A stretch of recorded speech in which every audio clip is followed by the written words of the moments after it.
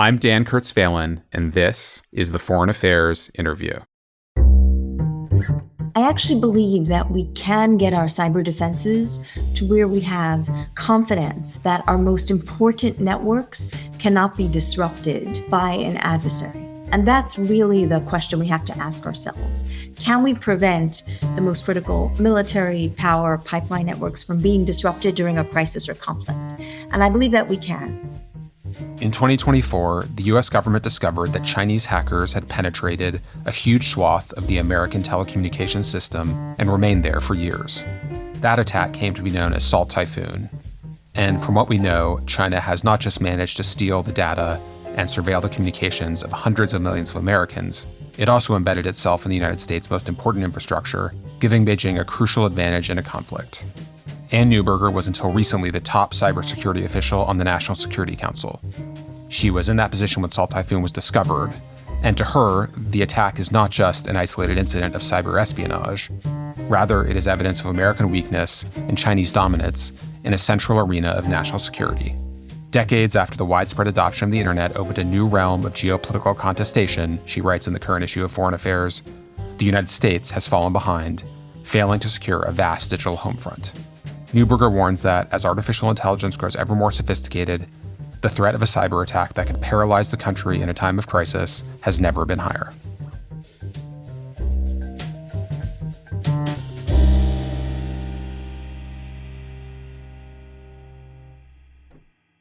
And very glad to be having this conversation and to have your important and frankly fairly disquieting essay in our latest issue. It's called China is Winning the Cyber War. That follows a couple of pieces you did for Foreign Affairs during and just after your time serving as the senior official on the National Security Council overseeing cyber and emerging technology issues that ran until early this year. And those 4 years in the White House followed many more years working on cyber and tech issues at the NSA, the National Security Agency, and the Defense Department. So you bring a ton of experience to these questions. Thanks so much. It's great to be here with you. And it was really great to write about those issues and frankly, work with the editors at Foreign Affairs on getting them there. These are complex, esoteric topics sometimes, and getting them out there in a way, hopefully, that's digestible and can be a drive for action. I hope that's right. Let's go right to that recent piece because it opens with fairly astonishing, and I think astonishing really is the word for it, Chinese cyber attack on the United States that has unfolded over the last few years and is in some sense still unfolding. It's gotten plenty of coverage in recent months, and yet I don't think most people have fully registered just how dramatic and distressing that attack has been. So let's start very simply. What is Salt Typhoon, the name for that cyber attack, and what exactly happened? You're exactly right. Many have said afterwards, we didn't quite understand what that was. So Salt Typhoon was China's compromise of a large number of telecommunications companies around the United States. Frankly, it's part of a campaign where China compromised telecoms around the world as well, with the goal of collecting the kind of information that rides on our telecom networks, corporate secrets, private communications, whether political leaders or individuals, and national security secrets, of course, because the telecommunications networks really are the gold mine of data. And that's what China was targeting here. And just to be a little bit more concrete about it, you go into some of the details in the piece. I imagine in a classified setting, you'd be able to go into many more details, but you note that China did something, I'm quoting you here, that the United States, the tech powerhouse, could not adequately defend against. They gained and maintained access to major U.S. telecommunications networks, copying conversations, and building the ability to track the movements of U.S. intelligence officers and law enforcement agents across the country. And that, of course, goes well beyond just people who work in the intelligence community or in national security positions. It really means they can track movements and listen to conversations of probably most Americans. Is that a fair way of putting it? Yes, it is a fair way of putting it. China essentially turned our telecommunications companies into an espionage vehicle, into a global SIGINT system, a signals intelligence system. The Salt Typhoon attack was really a window into China's espionage campaigns around the world. And what was remarkable was, in some cases, they gained a foothold. It could have been as much as 3 years ago. The companies didn't detect it. They certainly didn't block it. And that enabled China to get deeper and deeper into the networks, hide their tracks, and frankly, get into some of the most valuable parts of the networks and turn them into a tool of signals intelligence, essentially able to collect, we're concerned, any conversation at will, make a copy of it, whether that's political leadership, whether that's potentially tracking individuals, because from cell towers, you can geographically track individuals in the United States. So China really turned our own telecommunications company into a vehicle of their intelligence. Are we confident that we have a full picture of this, or is there a chance that they're still in some of those networks? Because a number of those telecom companies did not have adequate detection capabilities, we really don't know in many cases when the Chinese campaign first got a foothold or how much they moved across the network. One question that I think people have asked in reading about Salt Typhoon and reading the piece is whether this is any different when you look at this specific example of Chinese cyber activities, whether it's any different from the kind of espionage that's happening constantly at this point. What our NSA is doing to the Chinese and Russians and Iranians and many others as much as possible. The Snowden revelations more than 10 years ago at this point, I think revealed just how aggressive and skilled the United States is in surveilling others, which suggests this all may just be kind of a part of great power dynamics and competition at this point. Is that too blasé, or in some ways kind of not registering the extent of what the Chinese have done? I think it is a bit too blasé because as a country, we want to protect our nation's secrets. We want to protect sensitive conversations from the eyes of a competitor or an adversary. So the fact that as a country, as a technological and innovation leader in the world, we, when I say that, our overall system of companies and government could not detect, could not block, and that China was able to maintain this kind of presence and collect this vast scale and potentially the scale and the particular information that was of interest is something we definitely should not be blasé about. We can be better, and that's what the piece talks about. What are the steps we can take to prevent this kind of Chinese intelligence success in the future? So I want to get to a lot of the elements of prescription, some of the recommendations that you make in the piece, but I also want to talk a bit about the larger campaign that Salt Typhoon is just the latest example of. You note in the piece that, and quoting you here, China is positioning itself to dominate the digital battle space. The United States has fallen behind, failing to secure a vast digital home front and the physical assets that depend on it. One really striking aspect of that campaign that you describe in the piece is the way in which China has put in malware into American energy and water and pipeline and transportation systems, which suggests that China has something else in mind than just kind of traditional espionage. What is that campaign? What are the steps that China has taken? And why do you find that so concerning, especially in a crisis scenario? Your listeners may have heard the term Salt Typhoon, particularly from the former director of FBI, Chris Wray, who talked about how Chinese malware had been found in various sectors in the US, from pipelines to ports to water systems. And the reason that's concerning is because we're a connected country. Our critical infrastructure is connected to the internet. And when you think about, for example, the average port or water filtration system, those systems are reachable via the internet. They can be turned on or off. And our concern is that China, as part of its overall strategic goals, really views cyber and space, for that matter, as a part of its broader competition with the United States. And as such, given that the US military, for example, relies on the power pipelines and ports of the broader nation, that China could use its position in critical infrastructure to disrupt or disable those components, either to impede military mobilization or to put pressure or coerce a future US leadership from staying out of a conflict or crisis. And there are unique aspects of cyberspace that make it a useful tool to achieve both of those goals. And just to give this a degree of concreteness, the scenario you would worry about would be something like some kind of crisis in the Taiwan Strait and China suddenly threatening to disable American hospital systems or prevent American military bases from mobilizing in the way they might in that moment in order to deter American involvement? Or is it just kind of give us a sense of how to understand that risk? Pretty close to that, right? Our nation's soldiers and service members deploy from our ports and airports. So you could see China causing issues in the port navigation system or in an air traffic control system in order to disable flights for a period of time. That could be a critical period of time, delaying service members' ability to deploy in the event of a crisis or conflict. That's a great example. In parallel to that, because cyberspace is not like a traditional geographic space where there's homeland and battleground, it's all one connected set of systems. So one could see China potentially threatening to disable parts of critical infrastructure and leaving future US leadership having to balance and consider the impact on the homeland if the US gets involved in a particular crisis. So it's either buying time potentially or as a tool of coercion or information warfare as part of China achieving its strategic goals in the Indo-Pacific. It was really striking that you note in the piece that Chinese military theorists refer to this as an important part of strategic deterrence, right? That this is not a kind of marginal part of their national security strategy, but really central to it. It is. If one keeps us out of the fight, that could be a key goal of Chinese military planners. I imagine there's some Sun Tzu quote that we could invoke here that would capture it, but we won't strain for that. Instead, I want to go back into some of the history of this. You've, of course, worked on these issues, I think, much longer than most people have who are in this space, and probably longer than most of us who are not kind of steeped in these issues day to day have been paying close attention to it.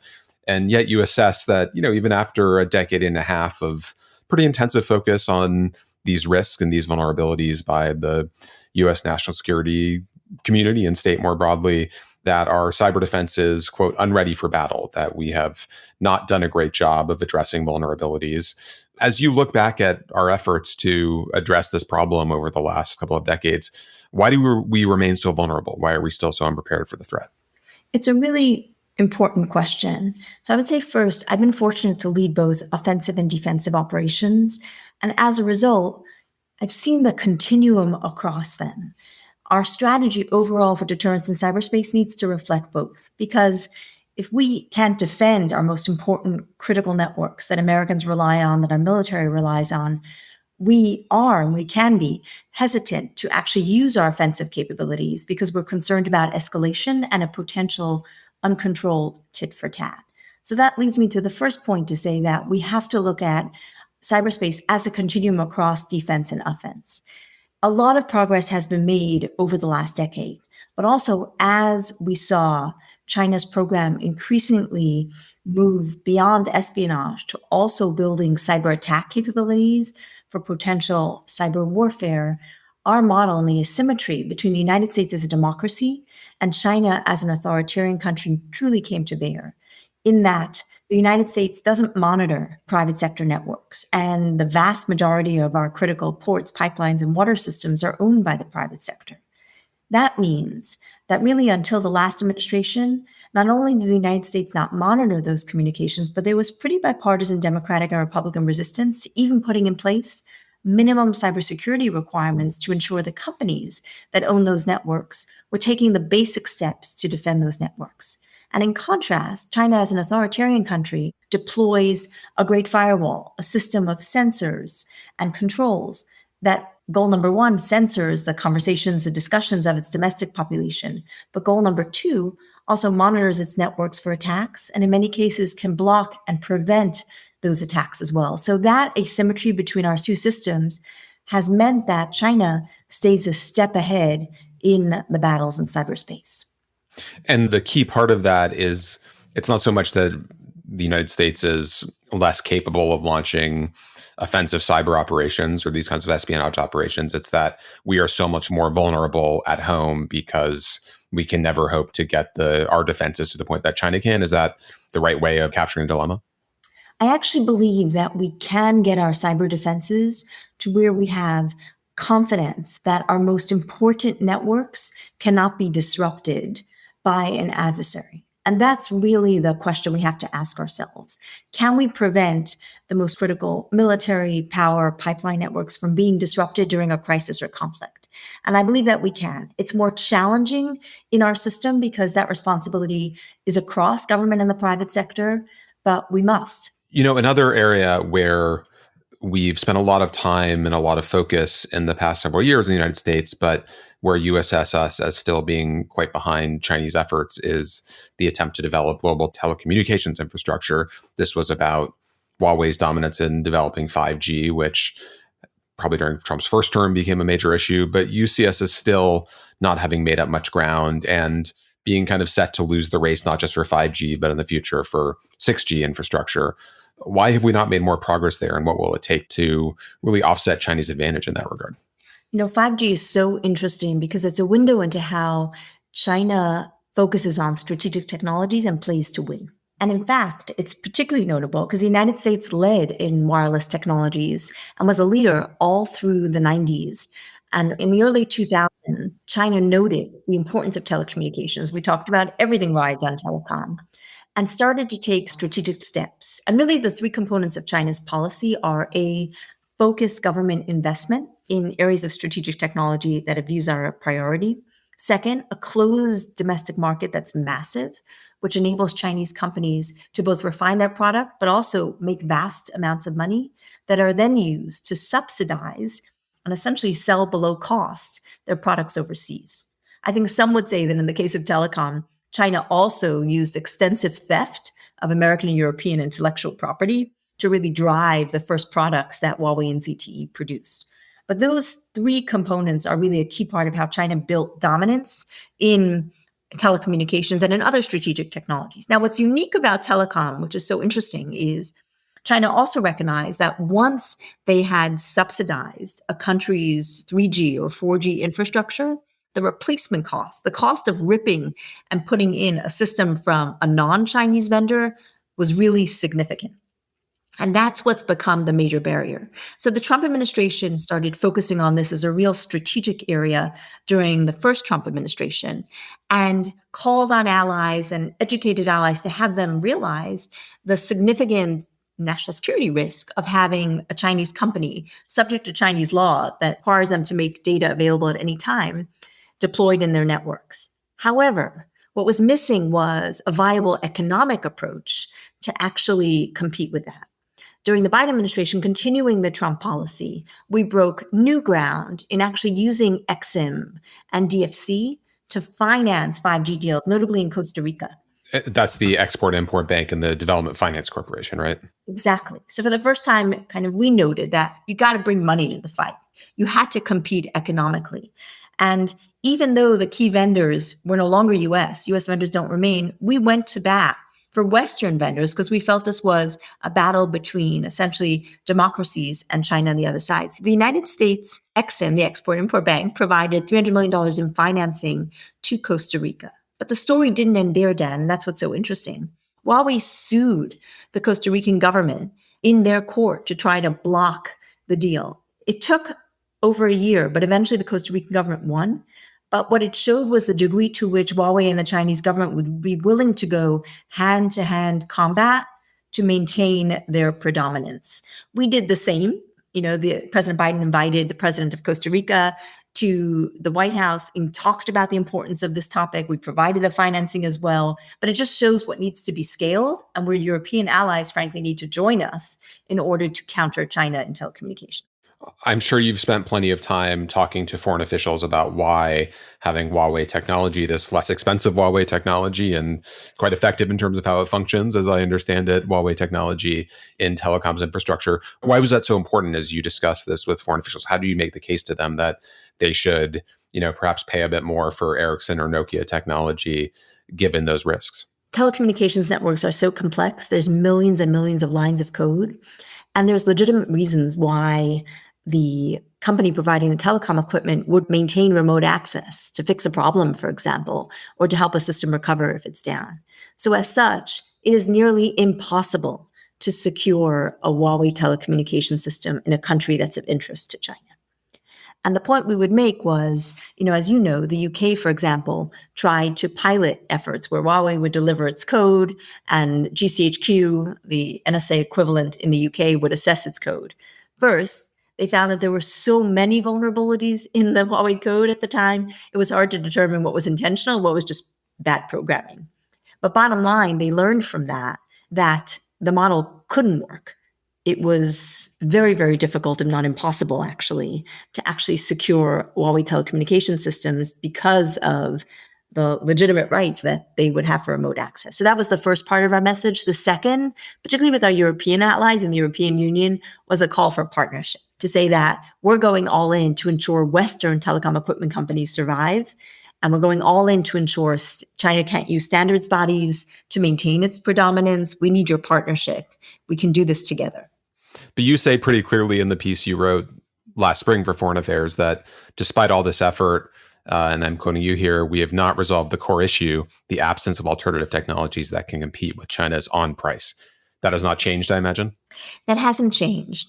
Companies' willingness to really go all in to compete with Huawei, and frankly, government's willingness to ensure that those companies can compete has increased, but we need to scale that. We have the tools that we need to help finance and compete with Chinese subsidies, whether that's Export-Import Bank, whether that's the Development Finance Corporation.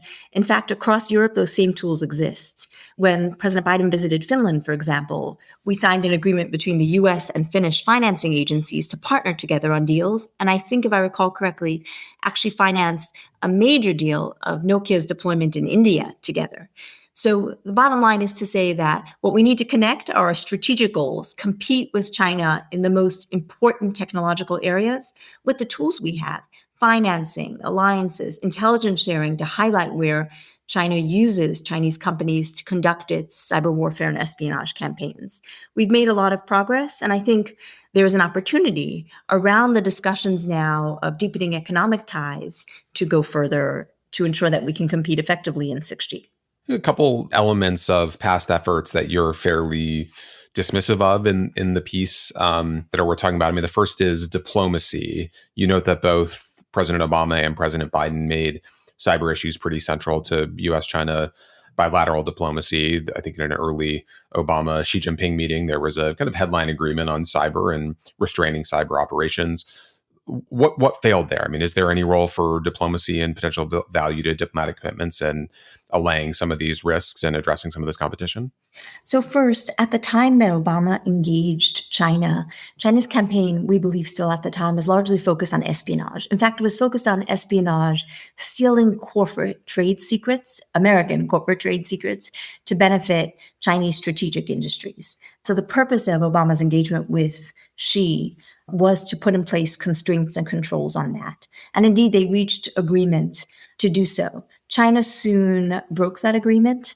And indeed, over the ensuing years, we also saw China's program expand from espionage, as I noted, to creating disruptive capabilities and positioning themselves in parts of critical infrastructure where there was limited intelligence value, like a water system. One question, what intelligence value does China seek with a presence on a water system, which led us, combined with the evolution of Chinese doctrine, to understand that it was indeed prepositioning more for disruption than for espionage. And as you were watching this over your time, both at the White House and then previously at the NSA, what were the kinds of options that we had for addressing it as we thought about the response? What was the development of our own thinking about either defense or offense when it came to our own cyber operations? So our first focus was on intelligence sharing, improving the way the US government, the intelligence community shared information with the companies, largely critical infrastructure owners and operators who were affected. And indeed, the US intelligence community made significant progress in ensuring that when we had insights, we shared those with affected companies, and also bringing together sectors to ensure that companies collaborated with each other. And as a result, over the last number of years, you've seen an increase in intelligence, really unclassified products coming out of the US and coming out of the US and its allies, pointing to China's actions and outlining the specific cybersecurity steps that the US government and its peers and allies recommended. However, it wasn't until the last administration that the US government took a second step, which was to say, we're not just recommending companies take these steps, we're requiring them to do so. Because while some companies did indeed follow recommendations and put in place better cybersecurity, some did not. And as a result, in the last administration, the White House used emergency authorities to put in place requirements that water systems, pipelines, airports actually put in place basic cybersecurity steps. So that was one part of cybersecurity. The gap between China's system, monitoring networks directly to be positioned to block attacks, and the US remained. The United States also started building out its offensive cyber capabilities and considering how it could use offensive cyber in a crisis or conflict as well. The link between defense and offense, the fact that the US, relatively more vulnerable in cyberspace, could hesitate to use offensive cyber capabilities because of the potential that an adversary's response could disable significant parts of critical infrastructure, was a hard part of policy and doctrine that we grappled with across multiple administrations, Republican and Democrat. We'll be back after a short break. And now back to my conversation with Anne Neuberger. Your former boss at the NSA, General Paul Nakazone, used to talk about persistent engagement. He, in fact, wrote a piece for Foreign Affairs in 2020 laying out some key elements of this doctrine. And one notable piece of it, at least as I read it from the outside, was the need to be much more aggressive in degrading adversary capabilities in cyber. Is the conclusion of that experience that we're less able to do that we might want because of the vulnerability on the defense side? Persistent engagement plays an important role. And in fact, I co-led, while at NSA, some of the first joint NSA Cyber Command offensive cyber operations that really brought together the intelligence community and the military community to engage persistently, to use the intelligence we had about adversaries' infrastructure, their tools, the actors, to try to take them offline, make it harder for them to operate. I think what we learned when it came to the Chinese, and I should say those efforts were successful and did indeed, engage with and disable, take offline some adversary capabilities, expose, in some cases, the individual actors, in some cases, the companies that were part of China, and I would say also Russia and Iran's campaigns. But I think what it also showed us was that the vast scale of China's capabilities, the number of units, the scale of their units, the number of companies that China uses in conducting its operations means persistent engagement, to be really effective, needs to be done at significant scale. And that was not the scale we were operating at, A. B, it also showed us that even if we try to throw sand in the gears of China's cyber operations, we still ran the risk, because of the vulnerabilities of our own systems, of that question I posed at the beginning, which is, do we have confidence that in a crisis or conflict, China couldn't disable or disrupt our military communications or critical parts of our infrastructure in order to delay military mobilization or put pressure on the homeland? And that is a key question that we need a more integrated approach across defense and offense, including persistent engagement, to be able to answer affirmatively. Which means if we go and try to take out some Chinese cyber unit that we are quite confident that they can't respond in a way that would be equally or more damaging? Agreed. And that brings us to the key question, which is to say, if we are setting clear lines vis-a-vis China, if we are saying that an attack that disrupts critical infrastructure, we will identify, we will attribute, and we will respond, we need to have that visibility across our defensive and offensive capabilities. That sounds a lot like deterrence, what we would traditionally call deterrence. I think there was a time, as I read the debate about cyber strategy, that there was a lot of talk of deterrence, and then people became more skeptical that the doctrine really applied in the cyberspace. You see an ability to kind of bring it back. Is that a kind of new development in thinking about deterrence in cyber? The writing on deterrence, a number of the principles, I believe, do carry over into cyberspace. They're very different. For example, attribution is far harder in cyberspace, and it can take a bit of time, which can delay a response. But building the capability to attribute, and in fact, you may have seen over the last number of years, the number of US and ally products that have been released attributing different activities to different actors, Russia, Iran, ransomware actors, China, has been to demonstrate that we have that capability and are continually strengthening to be able to attribute, because the difficulty of attribution has made cyberspace more of a free-for-all than a traditional kinetic space. So that first, we will attribute.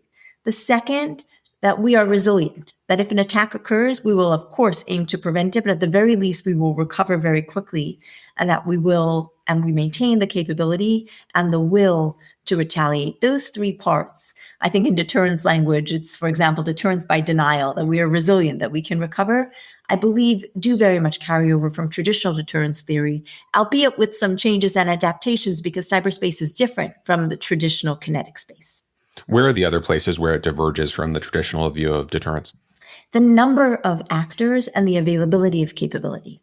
So in the beginning, people would often compare, nuclear deterrence and cyber deterrence. The difference is that there are cyber attack capabilities freely available online. In fact, we see criminal actors have been disrupting numerous American hospitals in the last couple of years, many given haven in Russia, for example. So there's more capabilities and more actors in this space, which does indeed sometimes make attribution harder, and it makes enforcement far harder. But the attribution question has become easier in recent years than we thought it was, I don't know, 7 or 8 years ago, when this seemed like a kind of insoluble problem. It is. And AI plays a key role in that and in the future as well. AI's ability to make sense of vast amounts of data, to, for example, trace the paths from an adversary's network through various covert infrastructure or compromised devices they may stand up to hide their tracks all the way through to the target. AI has been playing a key role in noting the patterns of that and tracing that back as well. AI helps both offense and defense. It is a major help on one of the key problems in defense, which is, collapsing the space between red and blue, as we say in military terms, between attack and defense, and to enable us to draw those links and identify who the ultimate attacker is. Which means, just to put a fine point on it, if we say that we think the Chinese government or the North Korean government, or for that matter, the Iranian government or Russian government is behind an attack, we now have more confidence than we might have a few years ago. We now can identify it in many cases, yes, and can do so faster and can have more confidence in our conclusions.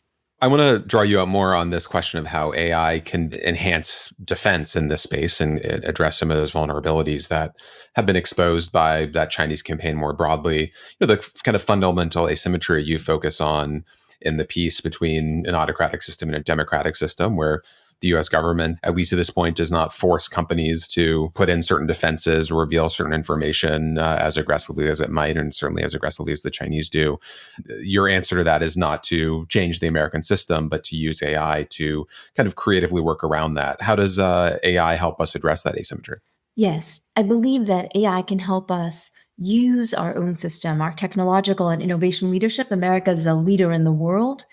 And within our system of democracy, where there is private sector ownership of critical infrastructure, to still have visibility and be able to prevent attacks from being successful. One of the hardest questions we have in national cyber defense is the question of where should we spend our cybersecurity dollars, given the vast scale of America's critical infrastructure and given the degree of what the community calls technical debt. Old systems. I recall visiting a Louisiana water system with President Biden to view the rebuilding. And it was still, in many cases, a very old system. Some parts of it were manual and analog. In some ways, that's easier. The systems weren't yet connected to the internet. But that kind of old systems that have been connected to the internet while not being secured are across U.S. industry. They're the reason, for example, we've seen so many hospital disruptions. So where does the private sector and government spend its scarce cybersecurity dollars to really buy down risk? And the challenge we have is that even though in the intelligence community, we may often have insights about adversary attack capabilities or planning, there's a limited degree to which we can test those out against live systems. Nobody wants to risk running a Russia or China's war plan or cyber attack capabilities that we may uncover against the US energy grid for risk of actually causing negative impact. So digital twins, AI allows us to create virtual replicas. In the corporate world, those have been used for quite some time. Rolls-Royce creates a digital replica of its engines in order to test different safety scenarios. You'll have companies that take manufacturing processes and create digital replicas in order to figure out where do you optimize it without taking those manufacturing processes offline. We can do the same with our most critical infrastructure, creating, for example, a virtual replica of a part of our energy grid in order to model different cyber attack capabilities and, frankly, model resilience responses to determine which investments we should make and how secure and resilient our grid actually is against real attacks. So to sum up, I would say today, too much, we have a US government and intelligence community and cyber and other intelligence experts, on one hand, passing information to private sector owners and operators, but they're not working together on the same system. They don't have a copy of an important critical infrastructure system to actually model attacks and resilience and ensure that we can make the right investments. We're having this conversation at a time when the Trump administration is blowing through all kinds of longstanding norms about the relationship between the state and the private sector and demanding investment in information and concessions from private companies that would have seemed, I think, fairly shocking not long ago.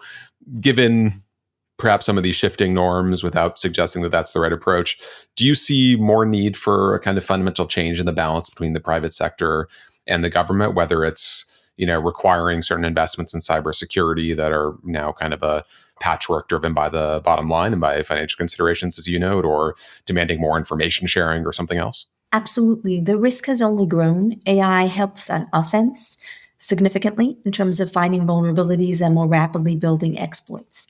One of the benefits we've had in cybersecurity is that it's truly been a bipartisan field. Republicans and Democrats come together to say, ensuring that the nation's secrets can be protected digitally, ensuring that people's communications can be protected, has really been a bipartisan goal. And in fact, as we've seen, whether it's here or whether it's in 5G policies have remained pretty much, President Trump put in place certain 5G policies to start countering Chinese dominance via Huawei. President Biden continued those. President Biden's cyber executive orders. President Trump continues those. So I think that bipartisanship is our strength. In the last administration, President Biden overturned decades of bipartisan Democratic and Republican resistance to having minimum cybersecurity requirements, and President Biden put those in place for ports, for pipelines, for airports. I recall, I would have a spreadsheet of every airport in the country, every pipeline in the country provided to me by the regulatory agency that rated them red, yellow, or green. And the plan the agency had as a regulator to work with those companies to get them to yellow and to get them to green. And significant progress was made in the last 4 years. That's foundational. The second step now is to take that work, deepen the partnership between America's AI companies, the technological leaders, the companies that own and operate the grid, that own and operate other key important sectors, our telecoms, going back to our earlier conversation, and government intelligence cyber experts, bring them together to work together on digital replicas of that critical infrastructure to secure it to the level needed, to use our AI expertise for national cyber defense. As you look with the last few years of experience at the ways in which AI enhances offensive capabilities and enhances defense, how do you think it changes the offense-defense balance in this space? It's a great question. It changes the equation if we use AI for cyber defense aggressively to find and close vulnerabilities. AI will help both. As I mentioned earlier, AI helps find vulnerabilities. The second step determines whether one's an attacker or a defender. If one finds vulnerabilities in order to exploit them, get a foothold into a network, either to collect intelligence or to stay there or hide your tracks for a later period in time to disrupt the operations potentially of that network, then one is an attacker.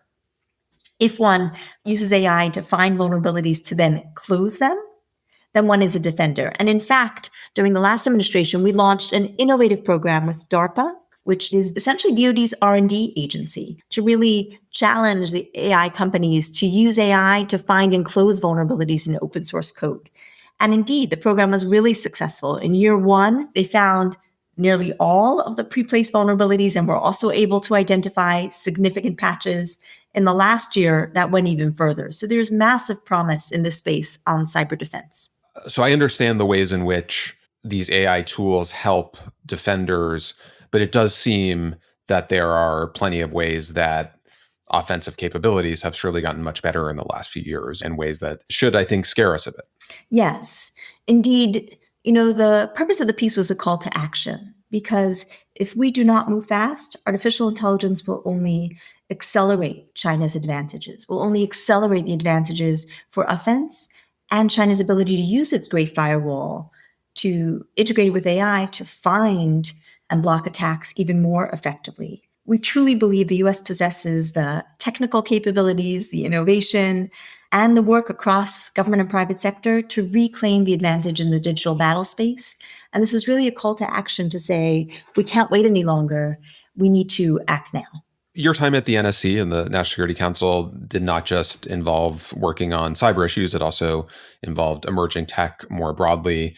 Emerging tech has, I think, become one of the central arenas, if not the central arena of competition between the US and China and more broadly at this point. So I think it's worth zooming out and looking at the state of that competition more generally. I think starting with AI, you wrote a piece, I think in the last week or so of your time in government earlier this year, about the ways in which AI is changing intelligence more broadly, not just in the cyberspace. I think a lot of the focus here has been on the ways in which this has made surveillance much more powerful and ubiquitous. That makes human intelligence much harder. It's harder to be a covert operative when you're being surveilled all the time. And AI-enabled facial recognition and gait analysis technologies and everything else enable governments to identify who you are. But as you look at the kind of transformation of intelligence more broadly, how do you see those effects sort of shaking out, and what really strikes you about the way this changes the way intelligence works?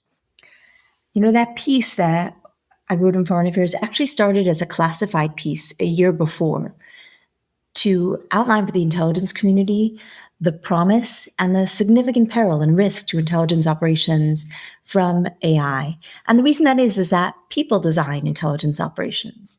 And as such, there's a predictability and a pattern to them, whether they're signals intelligence operations, human intelligence operations, or imagery collection, when satellites move over particular places. And AI's strength in amassing and making sense of vast amounts of information and seeing patterns in them is a real risk to our intelligence operations. So red teaming with AI, our own operations, is needed to ensure we find those patterns and predictability and fix them first so that it doesn't lead to uncovering operations. On the flip side, AI's abilities similarly can help us deliver faster, better, and more focused intelligence for policymakers and for the nation's security. And there are a number of exciting pilots happening across the intelligence community and changes to incorporate AI into operations.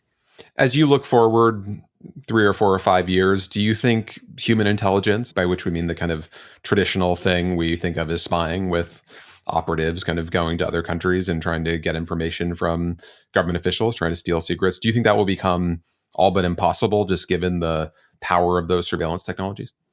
I think it'll need to dramatically change.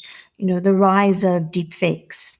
You may have seen, for example, a company called 11 Labs can now take voice and change it multiple languages, different genders, different personas easily. So that, will make human operations different. So the challenge really for us is to reimagine how we do intelligence in the age of AI. One good example, actually two good examples, I would say.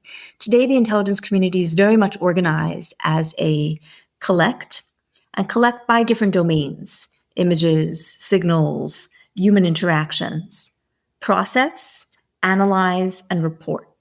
And that process has different controls built in to ensure that it's accurate, to ensure, for example, there's multiple sources for particularly sensitive insights. But it is a process with very distinct steps.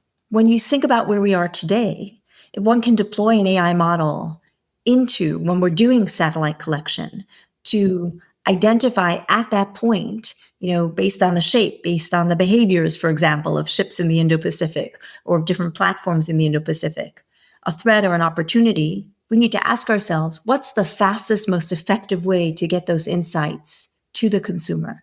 And perhaps the traditional set of steps and sets of integrity validation need to change. They need to be updated while still feeling confident that the outcome of that is correct. AI is making everything move more quickly, a collapse of decision cycles in the kinetic space, in cyberspace. So I think going back to the drawing board to say, with the power of AI to make sense of massive amounts of information, to add precision at the point of collection, to translate at scale, how do we ensure that our intelligence community makes the most of that to protect the nation and inform policymakers rapidly on a broad scale of topics? You noted that a lot of these efforts have seen bipartisan support, have been bipartisan efforts over the last several years.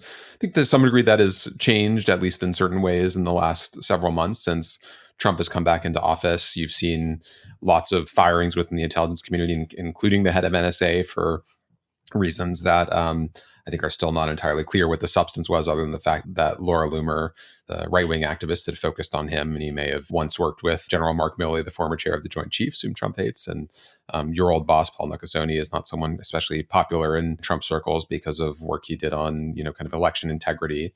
Does that kind of politicization worry you? I mean, you've seen pretty stark warnings from senior former intelligence leaders, including Mike Hayden, who was the head of NSA and CIA under George W. Bush, so not a partisan exactly, warning that this could lead to just a degradation in American intelligence capabilities and the risk of a real intelligence failure that we could see in the coming years. How do you assess those risks?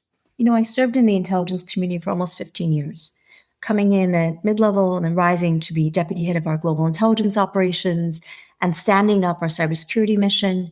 And perhaps in many ways, most importantly for your question, Dan, serving as NSA's first chief risk officer, rebuilding internal controls and operations following the Snowden media leaks of 2013. And from that time inside the halls, I grew to deeply, deeply respect the intelligence community, intelligence professionals who often work very long hours in unglamorous spaces where their successes are secret and their failures are publicly known. And there very much is a culture of nonpartisanship. People keep politics out of the workplace because the nation's security is not political. And we feel a commitment in the intelligence community when we take an oath to the Constitution. And when that oath is renewed, that's who we're protecting, America and the American dream. And I would say, in fact, that one of the most moving ceremonies that I've ever observed is within NSA. There are both military and civilian professionals. About 40% of NSA, I believe, is military. When you walk in to at least the old building I worked in for many years, as you walk in, there's a black granite wall, and it's engraved with names, some of which still say anonymous. And at the top of the wall, it would say they served in silence. And during my time at the agency, a number of names were added to that wall, engraved by hand. And when family members of the individual who fell came, professionals, military and civilian, would line up on the hall so that the family would see the respect everybody had for the individual who had fell in the line of duty. That's who the intelligence community is. And I think, full stop. I also recall my own experience serving as chief risk officer post-Snowden. And it was a deeply disconcerting time. And I think what I found so disconcerting was that inside NSA, people genuinely felt, we're here to protect America. Of course, we live by American values and laws. And outside NSA, when I would be talking with broader American public or with American companies, that was severely questioned. And I think the gap really was within the walls of the intelligence community, because in a democracy, it's on the intelligence community to, while keeping its operations in the shadow, talk enough about its goals, its values, its people, so that the average American trusts what's going on inside those walls. And I think when we look at our current time, clearly that trust doesn't exist across some swaths of America. So some deep reckoning and reflecting on how to rebuild that to ensure our military and the intelligence community particularly continues to play that role in America is very, very much needed. I mean, I'm struck, though, that you have senior intelligence community officials being removed from their positions because they've given answers to questions that parts of the Trump administration don't like. Surely that has some effect on the quality of analysis that gets to policymakers. It's just hard to imagine that doesn't have some detrimental effect. It is deeply concerning. It's deeply concerning.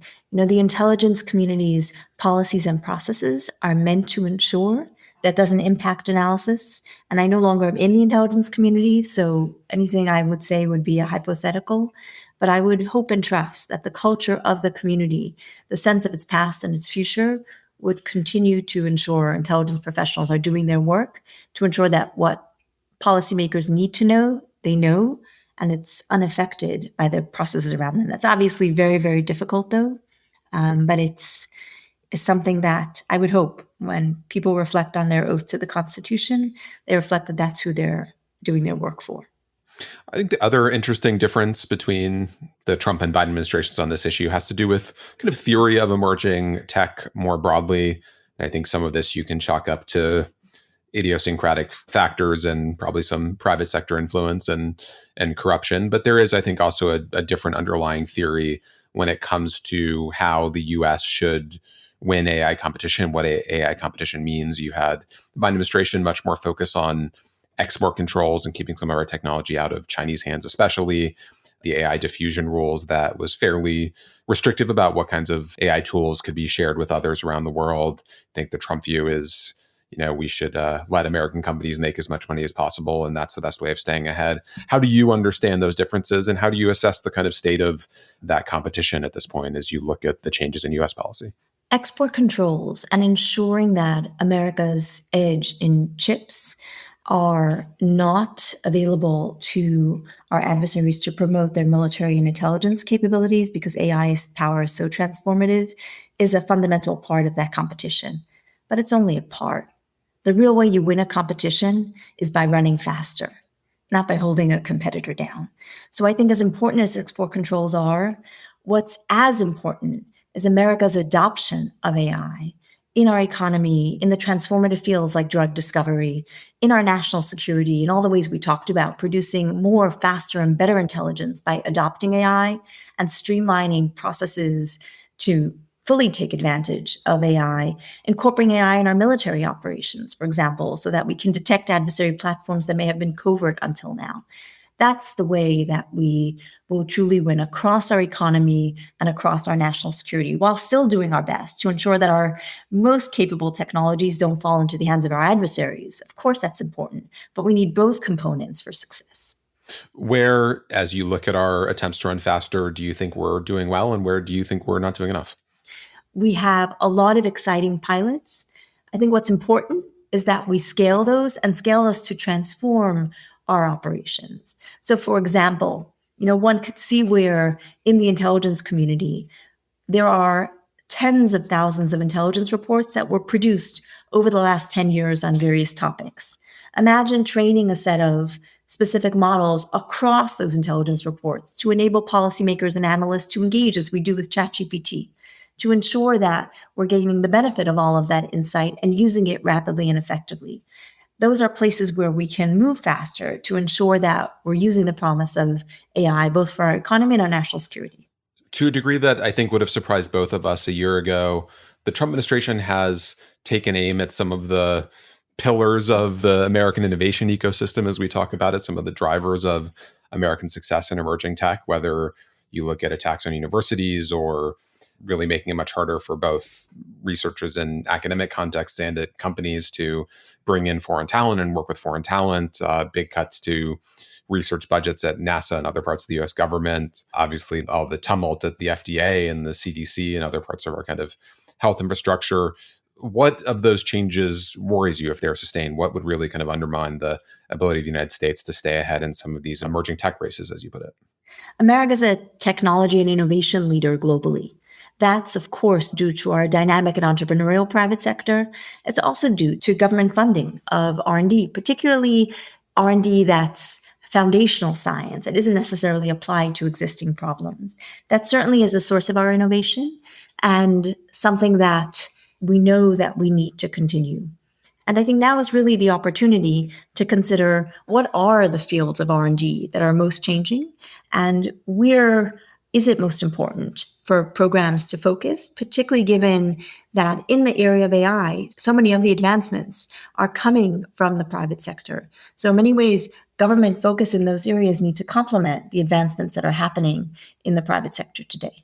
And that is a good note to end on. Thank you so much for doing this today. And thanks for the series of great pieces you've written for Foreign Affairs in the past several months. We will look forward to more in the months ahead. Thank you so much for having me, Dan. And thank you for the role Foreign Affairs serves in talking about difficult issues in a way that people around the world can learn, reflect on, and act. So truly appreciate the time with you today.